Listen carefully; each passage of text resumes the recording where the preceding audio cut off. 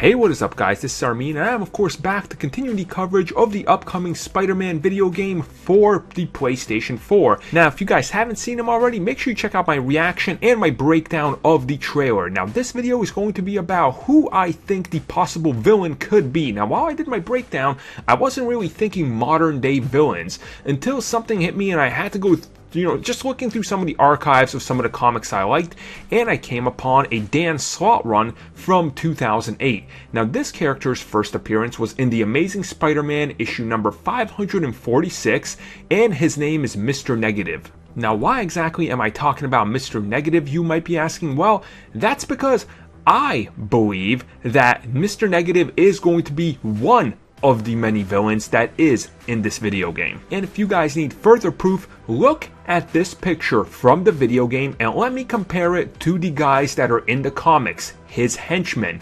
one-to-one exact match. Now, what exactly is the extent of his use? We don't really know. We don't even know how open this game is, how freeform it is. It could be some sort of linear fashion game for all we know. And what I mean by that is a linear story mode where we do have to progress. We can't just do what we want.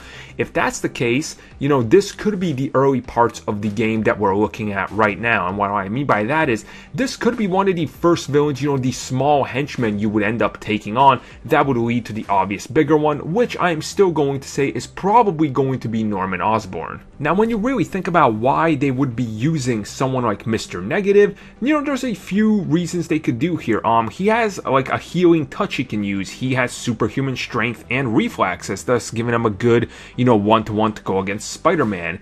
And he can kind of, do like this magical, like black energy bolt style deal. Like his powers in the comics, it's kind of complex to explain in one really quick video anyway. But if he's, able to use that, I think it would be really cool looking and gives you something new that we've never really seen in this Spider-Man, like live action or video games or anything like that, thus giving us something we don't really expect first on. And it could be like that sort of thing where I think they take it like Arkham Origins, where they lead us to know, oh yeah, it's this guy, it's Black Mask, turns out it's the Joker. And can you really do Spider-Man without doing like Doc Ock or, maybe the Green Goblin? And since it is a Dan Slott creation, could Dan Slott actually be writing the story? But I'll talk about that at a later date. Let me know what your guys' thoughts are.